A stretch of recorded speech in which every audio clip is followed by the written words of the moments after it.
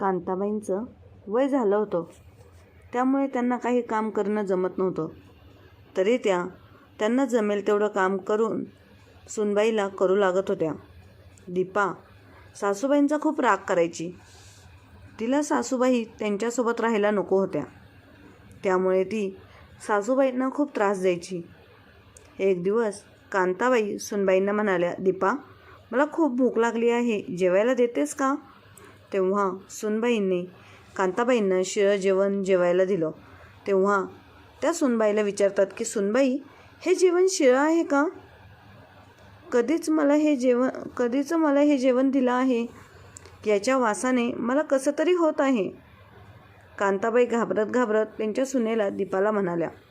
तेव्हा त्यांची सून रागाने म्हणाली की, जे दिले आहे ते गप्प खा, नाहीतर हे सुद्धा जेवण भेटणार नाही. जर तुम्हाला खायचं नसेल तर खाऊ नका, तशाच उपाशी झोपा.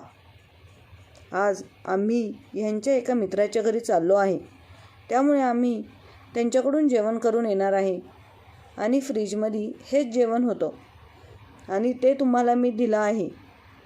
आता तुम्ही जास्त बडबड करू नका. माझ्या जायच्या वेळेस माझा मूड खराब करू नका, नाहीतर मी तुम्हाला उपाशी ठेवेन. दीपा आपल्या सासूला एवढा दम देऊन बोलत होती की बिचाऱ्या कांताबाई घाबरल्या आणि शांत बसल्या. त्यानंतर कांताबाई तेथून उठल्या, पाणी पिल्या आणि शिळं जेवण उचललं आणि घराच्या बाहेर नेऊन फेकलं. तिथे गेल्यानंतर त्यांच्या डोळ्यातून अश्रू आले. त्या घराच्या पाठीमागच्या बाजूला बसल्या आणि विचार करत होत्या की मला पण काय झालं आहे काय माहीत, या वयात मला सारखी भूक लागत आहे. पाहिलं तर मी किती उपवास करत होती तेव्हा भूक लागत नव्हती, कारण त्यावेळेस माझं शरीर मजबूत होतं.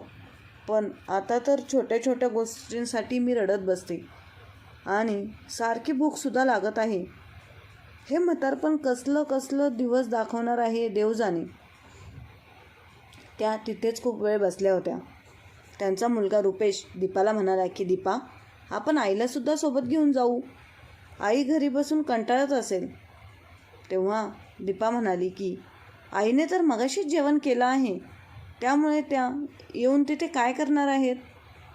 त्यांना मगाशी खूप भूक लागली होती आणि त्यांना भूक सहन होत नाही, मग मी त्यांना मगाशीच जेवण दिलं आहे. तुमची आई मगाशीच म्हणाली की मी तुमच्यासोबत येणार नाही, मी घरीच बरी आहे. आता माझे वय झाले आहे, त्यामुळे माझे आता सारखे पाय दुखतात. कदाचित त्या त्यांच्या खोलीत असतील, त्यामुळे त्यांना डिस्टर्ब करू नका. चला, आपल्याला उशीर होत आहे, ते आपली वाट बघत असतील. तेव्हा रुपेश म्हणाला की, मी जरा आईला भेटून येतो. ती सोबत येत आहे का नाही तिला एकदा विचारतो. आपल्या बायकोचं बोलणं न ऐकताच रुपेश आतमध्ये गेला. त्याच्या मागे मागे दीपा पण कांताबाईंच्या खोलीमध्ये गेली, पण कांताबाई कुठेच नव्हत्या.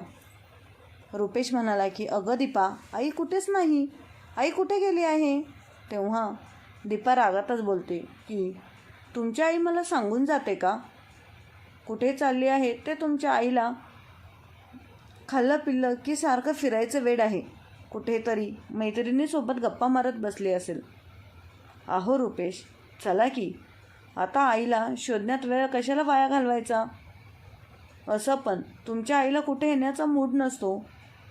रुपेशने आईला सगळीकडे पाहिलं, पण त्याला आई कुठेच दिसली नाही. त्यानंतर रुपेश आपल्या बायकोला, दीपाला आणि त्यांच्या छोट्या मुलीला गौरीला घेऊन गेला. थोड्या वेळाने कांताबाई घराच्या आतमध्ये आल्या. कांताबाई आपल्या मुलाला काही सांगून त्यांचं आयुष्य खराब करायचं नव्हतं.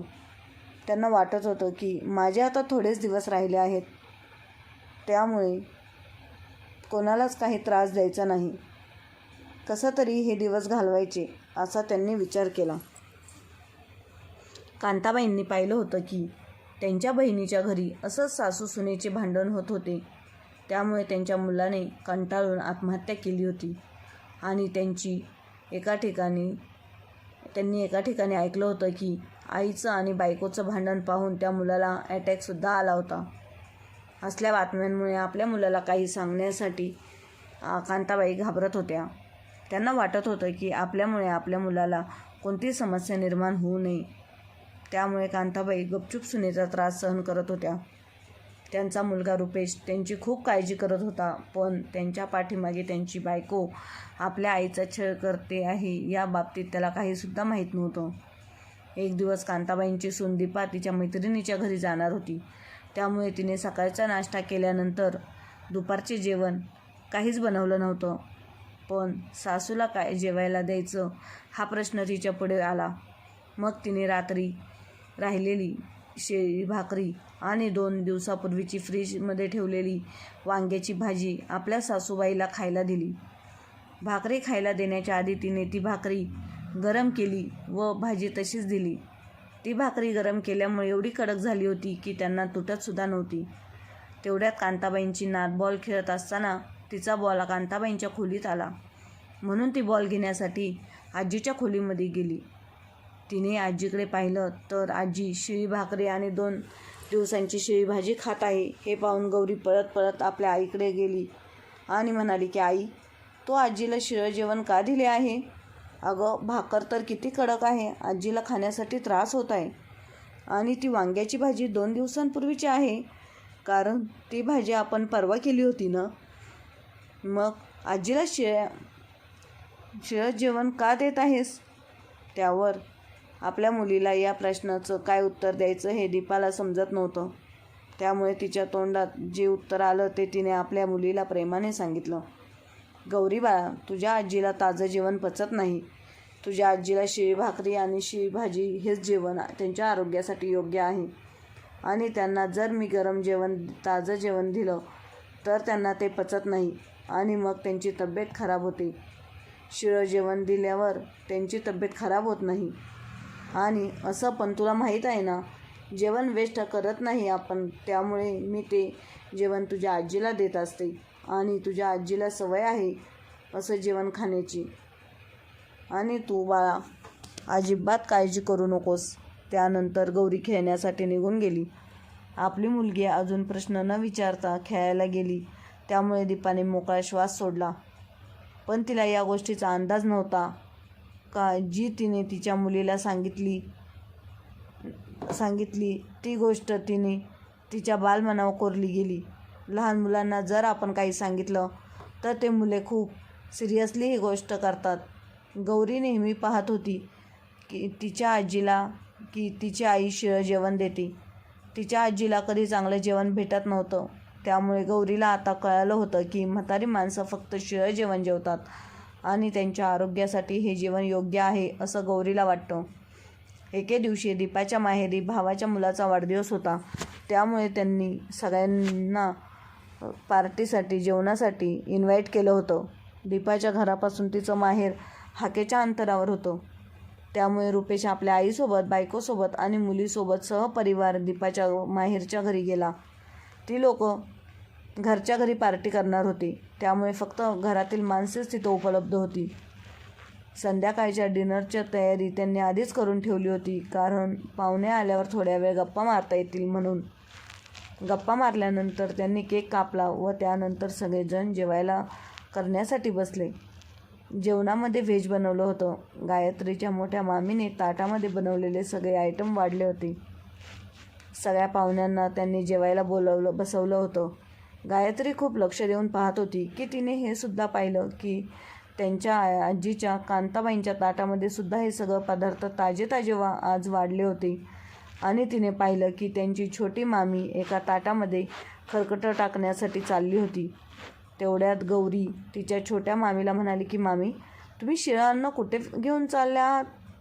तर छोटी मामी म्हणाली की बाळा, हे जेवण शिळं झालं आहे, त्यामुळे ह्याला बाहेर टाकण्यासाठी चालली आहे. तर गौरी तिच्या मामीला म्हणाली की मामी, इथे एवढी म्हातारी माणसे आहेत तरी पण हे जेवण वेस्ट का करत आहात? मामी, तुम्हाला म्हाताऱ्या माणसांची काळजी घेता येत नाही का? हे शिळं जेवण तुम्ही आजी आजोबाला द्या आणि अजून हे माझ्या आजीलासुद्धा हे शिळं अन्न द्या. असं पण हे म्हातारी माणसं आहेत, त्यांना शिळं जेवण पचतं, तेव्हा त्यांच्यासाठी हे योग्य जेवण आहे. तेव्हा तिची मामी म्हणते, गौरी बाळ, हे तू काय बोलत आहेस? हे सगळे जेवण करत होते. गौरीचं बोलणं ऐकल्यानंतर सगळ्यांनी त्यांचं जेवण थांबवलं आणि सगळे आश्चर्याने एकमेकांच्या तोंडाकडे पाहू लागले. आता दीपा मनातल्या मनात खूप घाबरली होती. तेव्हा रुपेश गौरीला म्हणाला की बाळा, तुला हे कोणी सांगितलं? तेव्हा दीपाला असं वाटलं की गौरी आता आपले नाव सांगेल, म्हणून ती पटकन मध्येच म्हणाली की अहो, ही अजून बारीक आहे, तिला बोलायचं काय कळतं, काही पण बोलत असते. सगळेजण जेवण करून घ्या, तिच्याकडे लक्ष देऊ नका. पण तेवढ्यात गौरी म्हणते की आई, मी काही बोलत नाही, जे तू मला सांगितलं होतं तेच मी सांगत आहे. तेव्हा त्या घाबरून रुपेशला म्हणतात की अहो जाऊ द्या, तुम्ही तिच्या बोलण्याकडे लक्ष देऊ नका. तेव्हा गौरी म्हणते की आई, तुला वाटत असेल की तू जे सांगितलं ते मी विसरले आहे, पण तसं नाही, माझ्या अजून पण लक्षात आहे. पण आई, तू मला जे पण शिकवले ते मी लक्षात ठेवते, कारण मी खूप हुशार आहे. तेव्हा कांताबाईंच्या पण लक्षात आलं की त्यामुळे ते गौरीला मध्येच म्हणाले की बाळा, असं बोलायचं नाही, शिळं जेवण जेवलं की सगळ्यांचीच तब्येत खराब होते. तुला ऐकण्यात गैरसमज झाला असेल. तोपर्यंत गौरीची मोठी मामी गौरीला म्हणाली की हो बाळा, आम्ही खराब जेवण कोणालासुद्धा देत नाही. पण गौरी म्हणाली की मामी, माझी आई तर म्हणते की म्हाताऱ्या माणसांना शिळं जेवण पचतं. ती म्हणते की म्हाताऱ्या माणसाने जर ताजं आणि गरम गरम जेवण खाल्लं तर त्यांची तब्येत खराब होते, आणि ताजे जेवण तर फक्त आपल्यासाठीच असतं. त्यामुळे आई नेहमी आजीला नेहमी शिळं जेवण देते. हो की नाही ग आई, मी खरं बोलत आहे ना? रुपेशने जेव्हा हे ऐकलं तेव्हा त्याला धक्काच बसला.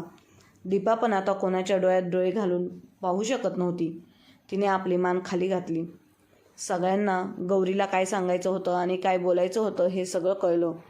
गौरी तिच्या आईला म्हणाली की आई, तू अजिबात काळजी करू नकोस, मी आता सगळं शिकले आहे, आणि मी मोठी झाल्यावर, तुला म्हातारी झाल्यावर, तेव्हा पण मी तुला असंच शिळं जेवण देणार आहे.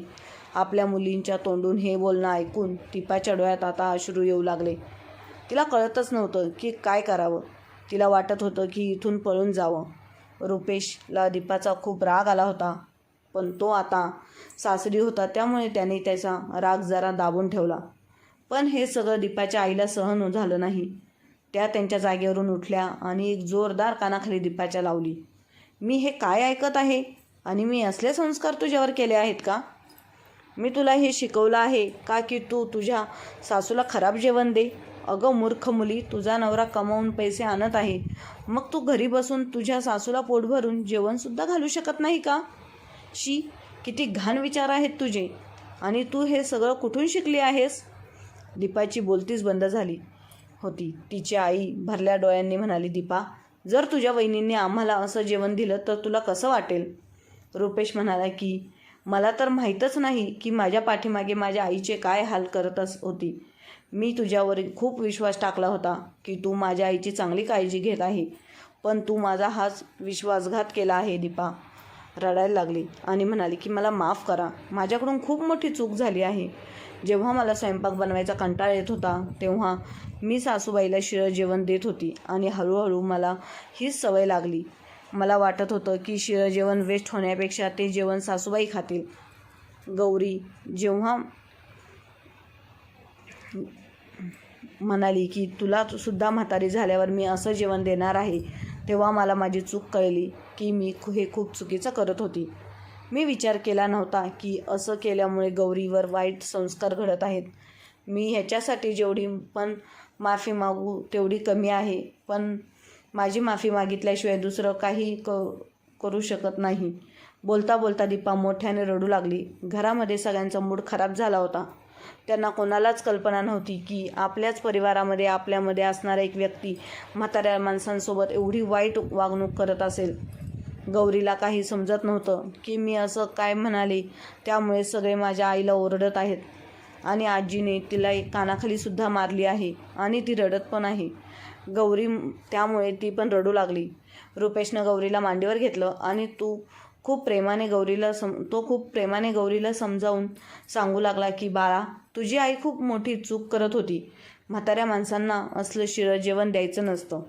तुझ्या आईला कदाचित हे माहीत नसावं, त्यामुळे तुझ्या आईकडून एवढी मोठी चूक झाली. आजपासून तुझी आई सगळ्यांना ताजे आणि गरम गरम जेवण देईल. हो का नाही ग दीपा? हे ऐकल्यानंतर दीपाने पटकन आपले डोळे पुसले आणि हसत म्हणाली, बाळा, माझ्याकडून चूक झाली. मी तुझ्या आजीला शिळं जेवण देत होती आणि हे चुकीचं होतं. उलट तुझ्या आजीला ताजं आणि पौष्टिक अन्न द्यायला पाहिजे.